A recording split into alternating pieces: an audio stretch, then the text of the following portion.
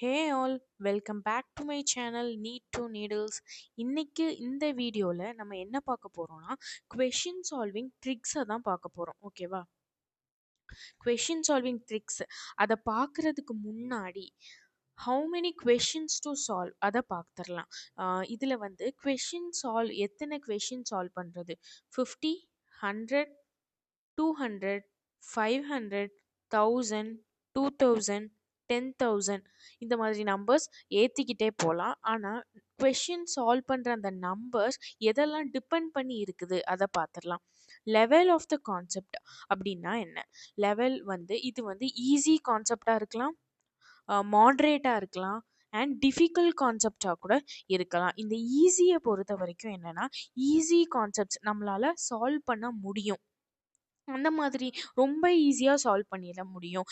எப்போ கேட்டாலும் சால்வ் பண்ணிட முடியும். அந்த மாதிரி ஈஸியான கொஷின்ஸ், ஈஸியான கான்செப்ட்ல இருந்து வர கொஷின்ஸில் டைம் ஸ்பெண்ட் பண்ணணும். ஆனால் அது கிளாரிட்டி கிடைக்கிற வரைக்கும் தான் டைம் ஸ்பெண்ட் பண்ணணும். அதுக்கப்புறம் நான் ஈஸி எனக்கு ஆன்சர் வந்துட்டே இருக்குது, நான் இதை மட்டும்தான் சால்வ் பண்ணுவேன் அப்படின்னு உட்காந்துருந்தோன்னா அது வேஸ்ட் ஆஃப் டைமில் தான் போய் முடியும். நீங்கள் கான்செப்ட் கிளாரிட்டி ஒரு பாயிண்ட்டுக்கு அப்புறம் எல்லா கொஷினுக்கும் ஆன்சர் வர ஸ்டார்ட் பண்ணும்போது ஈஸியாக தள்ளி வச்சுட்டு மாட்ரேட்டுக்கு போகணும். மாட்ரேட் அப்படிங்கிறதுல என்ன மாதிரியான கொஷின்ஸ்லாம் வரலாம் அப்படின்னா, கொஞ்சம் difficult but can be answered அந்த மாதிரி கொஷின்ஸ் எல்லாம் மாட்ரேட்டில் வரும்.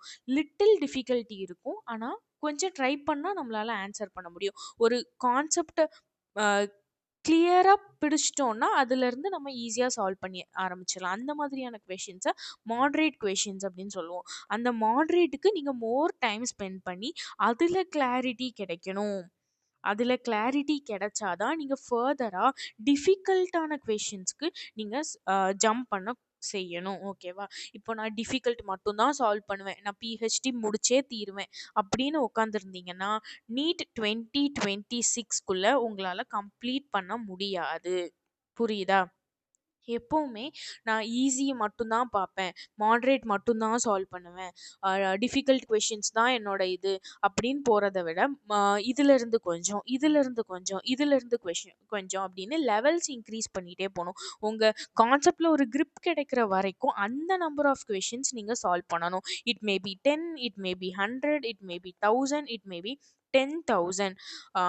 அந்த கிளாரிட்டி கிடைக்கிற வரைக்கும் நீங்கள் சால்வ் பண்ணிட்டு தான் இருக்கணும். இதுக்கு நம்பர் ரெஸ்ட்ரிக்ஷன் கிடையாது. நம்பர் ஆஃப் கொஷின்ஸ் நீங்கள் சால்வ் பண்ண போகிறீங்க. If you are feeling difficulty in a particular concept, leave that and proceed to the next one. நான் டிஃபிகல்ட்டியை மட்டும்தான் பார்ப்பேன், அதில் பிஹெச்டி முடிச்சுட்டு தான் நெக்ஸ்ட் கான்செப்ட் போவேன் அப்படின்னு இப்போ இருந்து டைம் வேஸ்ட் பண்ணாமல் ஃபஸ்ட்டு ஈஸியாக கிராஸ்ப் ஆகிற கான்செப்டை முடிச்சுட்டு அப்புறம் டைம் இருந்துச்சுன்னா நீங்கள் டிஃபிகல்ட் கான்செப்ட்ஸ்க்கு மூவ் ஆன் பண்ணலாம். இது வந்து கொஷின் சால்விங்க்கு லெவல் ஆஃப் த கான்செப்டை பொறுத்து இருக்குது. இப்போ weightage topic வரப்போகிறோம்.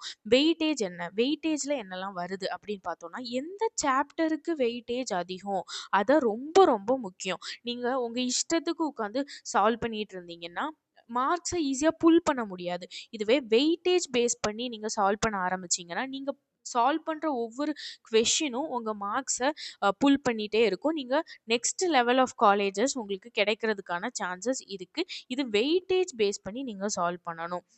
Rain நம்பர்லா question, damped oscillations இதில் தான் உட்காந்து முட்டிக்கிட்டே இருப்பேன் அப்படின்னு சொன்னீங்கன்னா மார்க்ஸ் இதில் ஈவன் சிங்கிள் மார்க் கூட வரப்போகிறது கிடையாது. ப்ராபபிலிட்டி ரொம்ப கம்மி. டிஃபிகல்ட் கான்செப்ட் பட் ப்ராபபிலிட்டியும் ரொம்ப கம்மி. டிஃபிகல்ட்டாக இருந்து வரதுக்கு சான்சஸ் இருந்துச்சு அப்படின்னா யூ கேன் ட்ரை. பட் ப்ராபபிலிட்டியும் கம்மி, டிஃபிகல்ட்டி லெவலும் அதிகமாக இருக்குது, ஆனாலும் நான் அதை தான் உட்காந்து படிப்பேன் அப்படின்னா நோ யூஸ். ஓகேவா? அதனால வெயிட்டேஜ் பார்த்து படிங்க. Next clarity of the concept. ஒரு கான்செப்ட்டுக்கு உங்களுக்கு கிளாரிட்டி, சாட்டிஸ்ஃபேக்ஷன் வரது வரைக்கும் நீங்கள் சால்வ் பண்ணிகிட்டே தான் இருக்கணும். ஓகேவா? இதில் வந்து நான் 10ஓட முடிச்சுப்பேன், 100ஓட முடிச்சுப்பேங்கிறது கதையே கிடையாது. எவ்வளோ சால்வ் பண்ணால் நமக்கு கிளாரிட்டி கிடைக்கும், ஒரு சாட்டிஸ்ஃபேக்ஷன் வரணும். ஓகே, இனிமேல் இந்த கான்செப்ட்லேருந்து கொஷின்ஸ் கேட்டால் என்னால் ஆன்சர் பண்ண முடியும், அந்த கான்ஃபிடென்ஸ் வந்தால் மட்டும்தான் நீங்கள் ஸ்டாப் பண்ணணும். ஓகேவா? டிஃபிகல்ட் கொஸ்டின்ஸ விட்டுருங்க. டிஃபிகல்ட்ல வந்து என்னதான் சால்வ் பண்ணாலும் உங்களால டிஃபிகல்ட் கான்செப்ட்ல இருந்து ஆன்சர் பண்ண முடியாது. அதுல முட்டி மோதுறத விட்டுட்டு ஈஸி அண்ட் மாடரேட் லெவல்ல ஃபர்ஸ்ட் கிளியர் பண்ணதுக்கு அப்புறம், நான் உங்கள டிஃபிகல்ட் கொஸ்டின்ஸ் சால்வ் பண்ண வேணாம் அப்படின்னு சொல்லல. இத கிளியர் பண்ணதுக்கு அப்புறம் ப்ரோசீட் டூ டிஃபிகல்ட் கொஸ்டின்ஸ் அப்படின்னு தான் சொல்றேன். ஓகேவா? இதுதான் how many questions to solve கான ஆன்சர். இது purely depends on you and your level of your ப்ரிப்பரேஷனை பொறுத்து மட்டும்தான் அமைய போகுது. இந்த த்ரீ ஃபேக்டர்ஸ் தான் அதை இன்ஃப்ளூயன்ஸ் பண்ண போகுது. இதுக்கு நம்பருங்கிற ஒரு ரெஸ்ட்ரிக்ஷன் கிடையாது. இப்போ how to approach question solving மெத்தடுக்கு ஆன்சர் பார்த்துடலாம். இந்த கொஸ்டினுக்கு ஆன்சர் என்னன்னா, இப்போ நம்ம ஒரு கொஸ்டின் எடுக்கிறோம். இந்த கொஸ்டினுக்கு ஆன்சர் எப்படி கண்டுபிடிக்கிறோம்? ஆன்சர் வந்துருச்சு அப்படின்னா, மெயினா ஃபிசிக்ஸ்ல நம்பர் பார்க்குறோம், ஆன்சர் வந்துருச்சு அப்படின்னா நம்ம வந்து ஓகே, நமக்கு ஆன்சர் கிடைச்சிருச்சுன்னு நெக்ஸ்ட் இதுக்கு ப்ரொசீட் பண்ணிடுறோம். ஆனால் அதுக்கான சொல்யூஷன்ஸை யாருமே செக் பண்ணுறதில்ல. அவங்க எந்த மெத்தட்ல வந்து அப்ரோச் பண்ணியிருக்காங்க, நம்ம அப்ரோச் பண்ண மெத்தட் கரெக்டா அப்படிங்கிறத யாருமே செக் பண்ணுறதில்ல. ஆன்சர் கிடைச்சிருச்சா ஆர் ஆன்சர் நியர்பை வந்துருச்சா மார்க் பண்ணிட்டு போயிட்டே இருப்போம். இது தப்பு. நம்ம ஃபர்ஸ்ட் சால்வ் பண்ணும்போது இது நீங்க எக்ஸாம்ஸ்ல யூஸ் பண்ணிக்கலாம். எக்ஸாம்ஸ்ல வேற வழி இல்ல, கிவன் டைம்குள்ள நம்ம முடிச்சாகணும் அப்படிங்கிறப்போ நீங்க அப்ராக்சிமேட் ஆன்சர்ஸோட வரலாம். நீங்க கரெக்டுன்னு தோன்ற மெத்தடை நீங்க யூஸ் பண்ணிக்கலாம். ஆனா ப்ராக்டிஸ் செஷன் அப்போ ஃபர்ஸ்ட் டைம் ஒரு கான்செப்ட் படிக்கிறீங்க, ஃபர்ஸ்ட் டைம் சால்வ் பண்றீங்க அப்படின்னா கண்டிப்பா நீங்க யூஸ் பண்ண வேண்டியது என்னன்னா, மெத்தட் கரெக்டா, நம்ம அப்ரோச் பண்ண மெத்தட் கரெக்டா. Method matters a lot. ஓகேவா? அதுதான் ஃபர்தரா வேற மிஸ்கான்செப்ட் ஆகாம இருக்கிறதுக்கு உங்களுக்கு ஹெல்ப் பண்ணும். இந்த கொஸ்டின்ல அந்த மெத்தட் யூஸ் பண்ணிக்கலாம். ஆனா இதே மாதிரி கொஞ்சம் மாடிஃபை பண்ணி கேட்கும்போது அந்த மெத்தட் யூஸ் ஆகாம இருக்கும். ஆன்சர் தப்பா வரதுக்கான சான்சஸ் இருக்கு. அதனால எப்பவுமே மெத்தடை பார்த்து ஃபிசிக்ஸ்ல ஆன்சர் பண்ணுங்க. இதுக்கப்புறம் வேற கொஸ்டினை எப்படி அப்ரோச் பண்றது அப்படின்னா, கொஸ்டினை நீங்க ப்ராக்டிஸ் பண்றப்போ அது இந்த மாதிரி கேட்டா என்ன பண்ணலாம், இதை எப்படியெல்லாம் கேட்கலாம், இதை தவிர வேற எந்த மெத்தட்ல கேட்கலாம், இந்த பர்டிகுலர் கான்செப்ட்ல இருந்து என்னெல்லாம் கொஷின்ஸ் வரலாம் அப்படிங்கிறத நீங்களே ஒரு அனாலிசிஸ் கொடுத்து கொஷின் சால்வ் பண்ணும்போது படிச்சீங்கன்னா இன்னும் யூஸ்ஃபுல்லா இருக்கும். மெமரியில நிற்கும், ஈஸியா மறக்காது. அதுதான் ஒண்ணு. இன்னொன்னு என்னன்னா, ஒரு கான்செப்ட் படிக்கிறீங்க, அதோட கொஷின்ஸை சால்வ் பண்ணுறீங்க. ஓகே, இப்போ ஒரு டைம் சால்வ் பண்ணிட்டீங்க, அது ரிலேட்டடான அந்த சேம் கான்செப்ட்லேருந்து related question second time solve பண்ணுறீங்க. ஓகே, தேர்ட் டைம் சால்வ் பண்ணும்போது எக்ஸாக்ட் நீட் பேட்டர்னை நீங்கள் ஃபாலோ பண்ணணும். What is NEET pattern? Each சப்ஜெக்ட்ல இருந்து 45 கொஷின்ஸ் வச்சு அதுக்கு ஒரு குறிப்பிட்ட டைம் எடுத்த உடனே நான் 45 கொஷின்ஸை 45 மினிட்ஸில் ஃபிசிக்ஸில் முடிப்பேன், கெமிஸ்ட்ரியில் 45ல முடிப்பேன் அப்படின்னு போகாமல் ஸ்டெப் பை ஸ்டெப்பாக உங்களோட டைம் லிமிட் அப்படிங்கிறத நீங்கள் ஒன்று மெயின்டைன் பண்ணுவீங்க. உங்களுக்குன்னு ஒரு பிளான் இருக்கும்.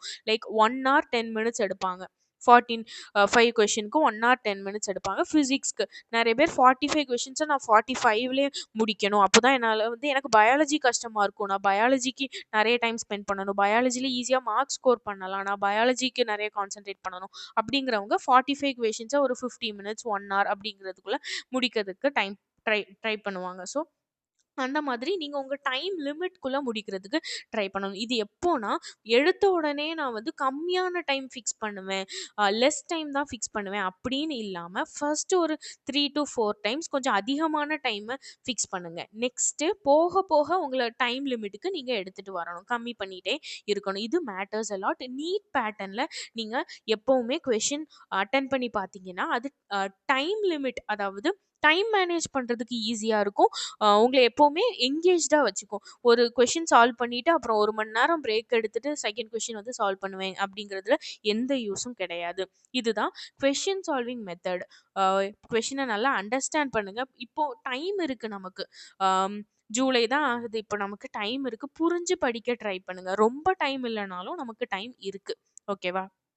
புரிஞ்சு படிங்க. கொஷினை ஈஸியாக எப்படி சால்வ் பண்ணுறது, இதுக்கு வேறு ஏதாவது ட்ரிக்ஸ் யூஸ் பண்ணலாமா, ஏதாவது ஈஸி மெத்தட் இருக்கா அப்படிங்கிறத யோசிக்கணும். அதோட ரொம்ப முக்கியமானது என்னென்னா, நம்ம ஃபாலோ பண்ணுற மெத்தட் கரெக்டா அப்படிங்கிறது தான் ரொம்ப ரொம்ப முக்கியம். அதை கொஞ்சம் கான்சென்ட்ரேட் பண்ணி சால்வ் பண்ணுங்கள். நம்பர் வந்து இந்த 3 ஃபேக்டர்ஸை பொறுத்து தான் இருக்க போது. இது ஃபுல்லாக கிளியர் ஆனால் தான் நீங்கள் ஒரு கான்செப்டில் grip இருக்குது அப்படிங்கிறது அர்த்தம். இந்த question restriction, number of question restriction கிடையாது. இதுதான், இவ்வளோதான். இந்த மெத்தடை ட்ரை பண்ணி பாருங்க. நீட் பேட்டர்ன் அதுதான் ரொம்ப ரொம்ப முக்கியம். இத ஃபாலோ பண்ணி கொஸ்டின் சால்வ் பண்ணி பாருங்க. இந்த வருஷமே நீங்க கிளியர் பண்றதுக்கான சான்சஸ் அதிகமா இருக்கு. கன்சிஸ்டன்சி மெயின்டெயின் பண்ணுங்க. ஓகே. Thank you.